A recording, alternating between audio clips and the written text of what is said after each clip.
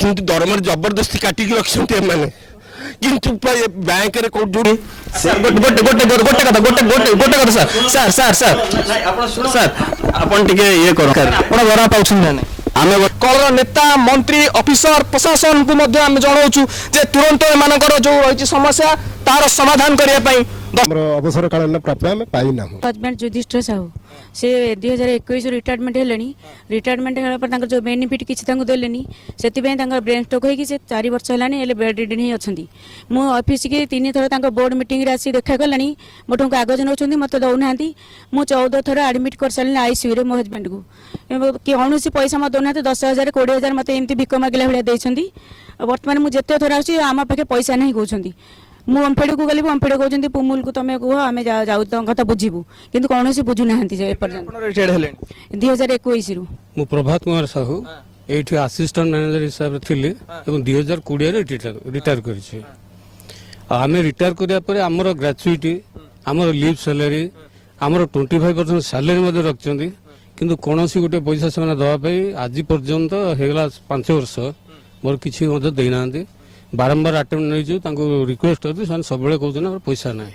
କିନ୍ତୁ ଦରମାରେ ଜବରଦସ୍ତି କାଟିକି ରଖିଛନ୍ତି ଏମାନେ। କିନ୍ତୁ ବ୍ୟାଙ୍କରେ ଯୋଉଠୁ ଆମେ ଲୋନ୍ ଆଣିଥିଲୁ ନିଜ ପାଇଁ ବ୍ୟାଙ୍କରେ ମଧ୍ୟ ଦେଇନାହାନ୍ତି। ଯେଉଁମାନେ କି ଆମେ ବ୍ୟାଙ୍କ ଚିଠି କଲାଣୁ, ବ୍ୟାଙ୍କର କେସ୍ର ଶିକାର ହେଲାଣୁ, ଏମାନଙ୍କର ନିଦ ଭାଙ୍ଗୁନି ଆଜ୍ଞା। ହାଇକୋର୍ଟ ବ୍ୟାଙ୍କର ଓକିଲ ମାନେ ଆମକୁ ଚିଠି କଲେଣି। ଆପଣଙ୍କୁ ବି ହେଇଥାନ୍ତା, ଆପଣଙ୍କର ପ୍ରାପ୍ୟ ଆପଣ ନ ମିଳିଥାନ୍ତା, ଆପଣଙ୍କୁ କେମିତି ଲାଗିଥାନ୍ତା? ନାଇଁ, ମୋତେ ଯଦି ପ୍ରାପ୍ୟ ମୋ ପ୍ରାପ୍ୟ ନ ମିଳିଥାନ୍ତା ମୋତେ ବି ତାଙ୍କ ଭଳି ଲାଗିଥାନ୍ତା। ତେଣୁ ମୋର ତ ଏଠି କର୍ମଚାରୀ ଆମେ ନୁହେଁ, ତେଣୁ ଆମର ଏଠି କିଛି ପ୍ରାପ୍ୟ ନାହିଁ। ମୂଳକୁ ସମୃଦ୍ଧ କରିବାରେ କୋଉଠି ନା କୋଉଠି ସେମାନଙ୍କର ହାତ ଥିଲା। ଆଜି ସେମାନେ ନିଷ୍ପେଷିତ, ତାଙ୍କର ପ୍ରାପ୍ୟ ସେମାନେ ପାଇପାରୁନାହାନ୍ତି। କିନ୍ତୁ କ'ଣ କରିବା ଦ୍ୱାରା ବର୍ତ୍ତମାନ ଆପଣ ମଧ୍ୟ ତାଙ୍କୁ କୋଉଠି ନା କୋଉଠି ଅଣଦେଖା କରୁଛନ୍ତି ବୋଲି ସେମାନେ ଅଭିଯୋଗ କରୁଛନ୍ତି ଆଜ୍ଞା ମାନେ। ତେଣୁ କ'ଣ କରାଯାଇପାରିବ ଯେଉଁଥିରେ ସେମାନେ ପାଇପାରିବେ ଆପଣମାନେ ଅଭିଯୋଗ କରୁଛନ୍ତି, ଏବଂ ସେ ଦରମା ତାଙ୍କର କାହାର ପକେଟକୁ ଯାଉଛି ବୋଲି ତାଙ୍କର ଅଭିଯୋଗ ଆସୁଛି। ବହୁତ ଦିନ ଧରିକି ଗଣଧାରଣା ଦେଉଛନ୍ତି, କେହି ତାଙ୍କର କଥା ଶୁଣୁନାହାନ୍ତି। ବର୍ତ୍ତମାନ ସମୟରେ ଆଜି ଗଣଧାରଣା ଦେଉଥିଲେ ଏବଂ ସେଠିକି ପ୍ରଶାସନିକ ତରଫରୁ ବିରୋଧ ମଧ୍ୟ କରାଯାଇଛି ବା ତାଙ୍କୁ ସେଠାରେ ପୋଲିସ ମଧ୍ୟ ଅଛନ୍ତି। କୋଉଠି ନା କୋଉଠି ତାଙ୍କର ଅବସର ସମୟରେ ବୃଦ୍ଧ ଅବସ୍ଥାରେ ତାଙ୍କ ଭିତରେ ବହୁତ ଅସୁବିଧା ସମ୍ମୁଖୀନ ହେଉଛନ୍ତି, ଫ୍ୟାମିଲିରେ ହେଉ ବା ଆର୍ଥିକ କ୍ଷେତ୍ରରେ। ପ୍ରକୃତରେ ସାର୍ ଯେମିତି କହୁଥିଲେ ଯେ ତାଙ୍କର ଦୋଷକୁ ସେ ମାନେ କୋଉଠି ନା କୋଉଠି ଲୁଚଉଛନ୍ତି। ଆପଣ ଚାପଗ୍ରସ୍ତ ଅଛନ୍ତି କି ସାର୍? ଏଠି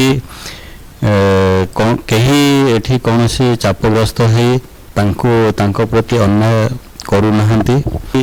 ଏବର ସମସ୍ୟା ନୁହଁ, এটা দীর্ঘ 13 ବର୍ଷ ପୂର୍ବରୁ ମାନେ 2012 ମସିହାରୁ ଯଦି ନିୟମିତ ଭାବରେ ଯେଉଁ ତାଙ୍କର ଗ୍ରାଚୁଇଟି ଫଣ୍ଡ LICରେ ଡିପୋଜିଟ୍ ହେବା ବା ତାଙ୍କର ଯେଉଁ ଯାହା ସାଲାରୀରୁ କଟାଯାଉଥିଲା ସେଇଟା ଠିକ୍ ମାନେ ଯେଉଁଠୁ ଋଣ ଆସିଥିଲା ସେ ବ୍ୟାଙ୍କରେ ଠିକ୍ ସମୟରେ ଡିପୋଜିଟ୍ ହେବା, ସେତେବେଳର ଯିଏ ରହିଲେ CEO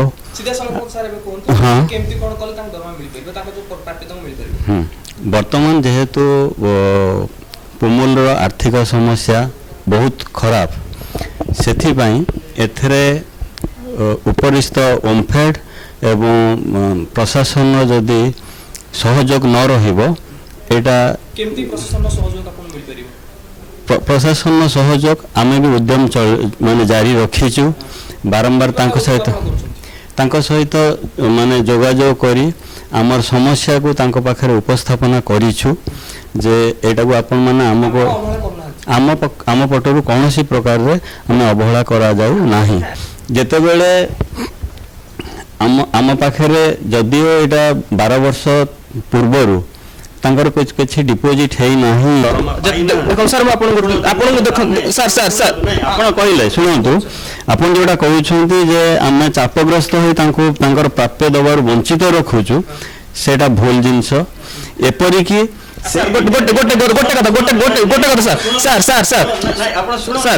ଆପଣ ଟିକେ ଇଏ କରନ୍ତୁ, ଆପଣଙ୍କ ପକ୍ଷରୁ ଅବହେଳିତ କରୁଛନ୍ତି ସିଧାସଳଖ ଭାବରେ ଆପଣ ଏଇ ଉତ୍ତର ଦେଇକି ଏ କଥାକୁ କାଟିଦେବାକୁ ଚାହାନ୍ତି? ଆମେ କାଟି ଦେଉନାହୁଁ, ଆମର ପ୍ରୟାସ ଶୁଣନ୍ତୁ, ଆମେ ପ୍ରୟାସ ଜାରି ରଖିଛୁ, ଦେଇ ଚାଲିଛୁ। ନାଇଁ, ପ୍ରୟାସ ଶୁଣନ୍ତୁ, ଆମର ବିଜନେସକୁ ଆମେ ବଞ୍ଚେଇକିରି ତାରି ପ୍ରଫିଟରୁ ଆମେ ଆମ ଷ୍ଟାଫ ଦରମା ନିଅନ୍ତି ଏବଂ ତାଙ୍କର ପ୍ରାପ୍ୟ ବି ଆମେ ଦିଆଯାଏ। 2020ରେ ଗୋଟେ ଇନକ୍ୱାରି ରିପୋର୍ଟ ହେଇଥିଲା, ଆଉ ସେଇ ଯେଉଁ 2019 ପୂର୍ବରୁ ଯେଉଁ ଯିଏ ମାନେ ଓମ୍ଫେଡରୁ ଆସିଥିଲେ ସେ ସମୟରେ 16 କୋଟି ଟଙ୍କା घोटाला होती जोटा कि से 16 कोटी टंकार अभाव जो आज स्टाफ मानकर पैसा दि जा पारनी शुणु सेटा हूँ ओमफेड रु जो टाइम टू टाइम जो जीएम मैंने आसते से समय से सब तेणुक से सब माने रिपोर्ट से ओमफेड रु अधिकारी आसते इनक्वारी कर रिपोर्ट बाहर कर चार्ज नहीं आम हूँ परिचालना समिति सदस्य बा परिचालना कमिटर प्रेसिडेंट आम 2022 डिसेम्बर प्रथम बोर्ड मीटिंग ये करूँ आबेठू आम ये सब कथा बुझुचु ता पूर्व आमर जो ओमफेड जो जीएम मैंने थे सब थे से सब कथा से बुझुते आत्माहुति व्यतीत आउ कि ना जो आमको 67 वर्ष है रिटायर कर 8 वर्ष होगा ये 5 पैसा देले ना आम ये स्ट्राइक माने शांति भाव स्ट्राइक करके पुलिस की डकई गेट ताला खोलिले ये पैसा दे बोली माने कौन आउ कौन आउ 2-3 वर्ष आम बचबू ये कौन 2-3 वर्ष आम पैसा देवेनि ता अपेक्षा सारा घर मरी अपेक्षा टिके देखते कि भाव में बर्तमान चित्र आपको आम देखे दर्शक बंधु जे बर्तमान ये जो कन रही अवसरकालीन प्राप्य मिल पारि ना एक स्वीकार कर अधिकारी मैंने पाखे आम कंप्लेन जनइलु केवल से एक कहीकि कथा को काटिदेले अठाटा को अन्य मुंडे बोलीदे जे पूर्व जो अधिकारी मैंने थिले सेमाने घोटाला पार्टी विजु जनता दल सरकार थिला से सरकार समय रे कौन दुर्नीति घटुला कौन होता से कथा आपको जना बर्तमान नुआ सरकार आसी मुख्यमंत्री अभियोग प्रकोष्ठ सप्ताह को सप्ताह खोलुची किंतु ये साधारण जनता समस्या केबे समाधान हम ता सबुठ बड़ प्रश्न घेर ये हूँ भुवनेश्वर सामंतरायपुर ऑफिस भितर ओमफेड अधीनस्थ पुमुल टोटाल हूँ तो Puri cooperative milk producer union LTD कोटी कोटी टंका एमानकर हड़प होती क्या पकेट को जाइए प्रश्न घर ये कथा को तर्जमा कर आवश्यकता रही तेरे अधिकारी जो उत्तर रहा आपण मैंने शुणुले तेज ये घटना को निश्चय भाव में मुख्यमंत्री सरकारी दलर कलर नेता मंत्री ऑफिसर प्रशासन को आम जनाऊँ जे तुरंत एमानकर जो रही समस्या तार समाधान करने दर्शक बंधु या कौन रही आपण प्रतिक्रिया कमेंट माध्यम जनइबे।